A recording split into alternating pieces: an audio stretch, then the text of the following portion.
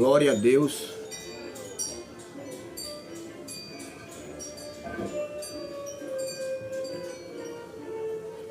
Vamos a mais um vídeo tratando da segunda carta de Paulo aos Coríntios, capítulo 2. É basicamente a continuação do capítulo 1, do último assunto, né? Paulo explica a demora de ir a Coríntios. Por isso resolvi não lhes fazer outra visita, é a continuação, tá vendo? Que causasse tristeza, pois se os entristeço, quem me alegrará senão vocês, a quem tenho entristecido? Se eu magoo o meu irmão. Vamos trazer para cá, para nossa atualidade. Se eu entristeço as pessoas, como essas pessoas virão a Cristo para que nós nos regozijemos juntos? Hein? Pois se os entristeço, quem me alegrará senão vocês, a quem tenho entristecido? Como é que pode?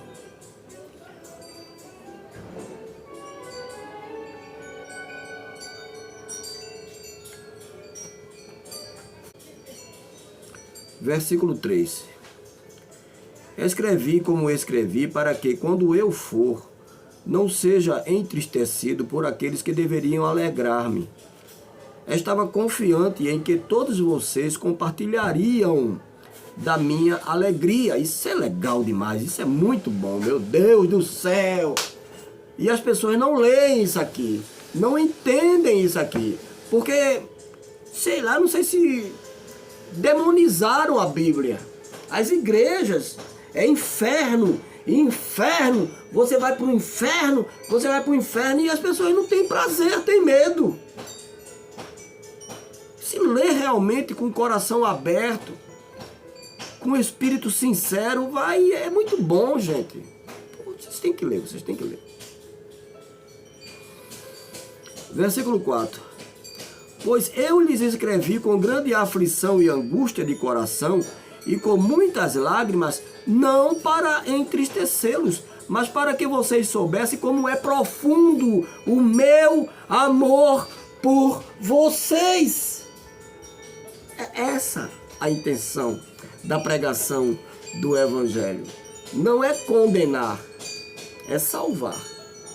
Esse evangelho de condenação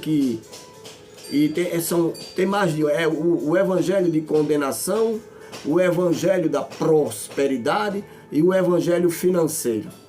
Ele não é o evangelho de Cristo. Versículo 5. O tema é perdão para o pecador. Se um de vocês tem causado tristeza, a igreja de Corinto, eu falei no vídeo anterior que essa igreja aperreava o apóstolo Paulo, dava muito trabalho. Aí aqui no versículo 5 ele vem e diz isso. Se um de vocês tem causado tristeza, não a tem causado apenas a mim, mas também, em parte, para eu não ser demasiadamente severo a todos vocês. Versículo 6. A punição que lhes foi imposta pela maioria é suficiente.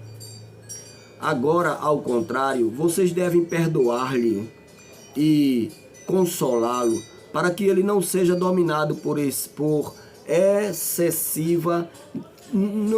A punição não pode. Nós não somos o juiz final de ninguém.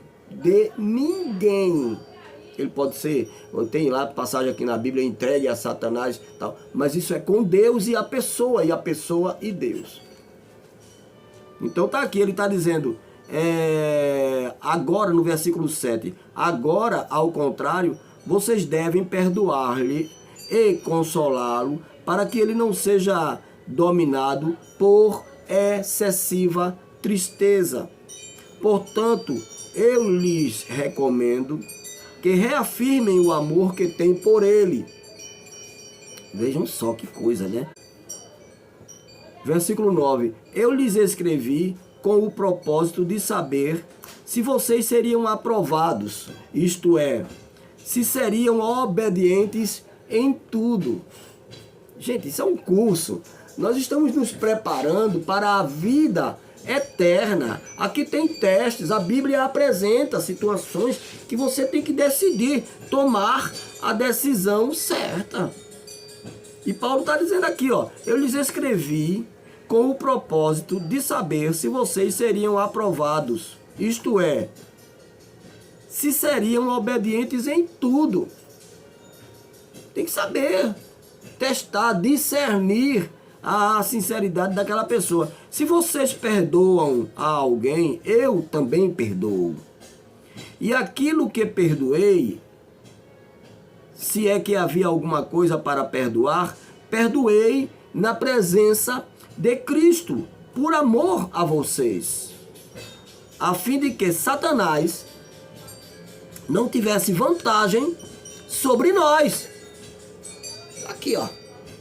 Quando nós ficamos com inimizade dentro da igreja um com o outro, falando um contra o outro, pensando, etc e tal, Satanás é quem ganha vantagem aqui. Fofoca pra lá, fofoca pra cá.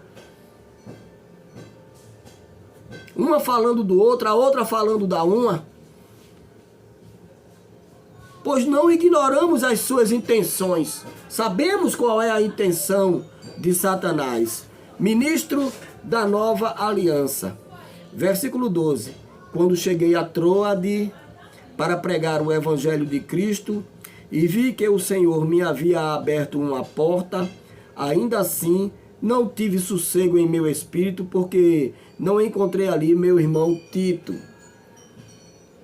Por isso, despedi-me deles e fui para a Macedônia.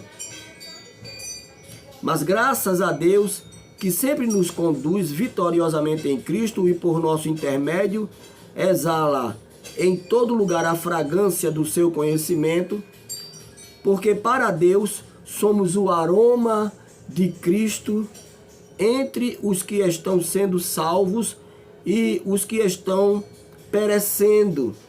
Meu Deus do céu, Jesus me ajude a ser isso aqui, ser o aroma de Cristo. Para estes somos cheiros de morte, os que estão perecendo. Aqueles que não querem saber de jeito nenhum, mas você é o aroma de Cristo. Para aqueles, para os que estão sendo salvos, fragrância de vida. Mas quem está capacitado para tanto? Ao contrário de muitos, não negociamos a palavra de Deus visando lucro. Igrejas comerciais de hoje, pastores financeiros, pregadores que cobram 15 mil. Eu não entendo, isso não entra, eu não consigo digerir. Um pregador, um pastor cobrar 15 mil reais para pregar o evangelho. Tá aqui, ó. Versículo 17 do capítulo 2 de 2 aos Coríntios. Ao contrário de muitos, não negociamos a palavra de Deus visando lucro. Antes, em Cristo falamos diante de Deus com sinceridade, como homens enviados por Deus. Isso acaba com esse negócio de evangelho financeiro. O evangelho não é comércio. Vá trabalhar, pô. Vai vender pipoca, vai fazer qualquer coisa. Vai dirigir táxi, vai fazer Uber. Mas não vem com essa balela de viver, de fazer riqueza às custas de lavadeira de dízimo, de lavadeira de roupa. Os dízimos estão na Bíblia? Está na Bíblia? A prática do dízimo está. Mas é para a comunidade. Tá lá, vai para Atos. Atos dos Apóstolos. Vai para Atos dos Apóstolos. Não é comercial. Não é razão social. Não é empresa. Não é, não é. Quem está fazendo isso tem algo errado, não importa quem seja. Não importa. Deus seja louvado, glorificado e exaltado. Ministros da nova aliança não cobram dinheiro para pregar o evangelho. Ministros da nova aliança não cobram para louvar a Deus. Não tem isso não. É um absurdo isso. É uma prova de que não tem nada de Deus ali. Tem nada, é avareza. O Deus desse povo é o dinheiro. O ventre deles é avarento. Essa é a verdade. Shalom Adonai. Glória a Deus. Aleluia.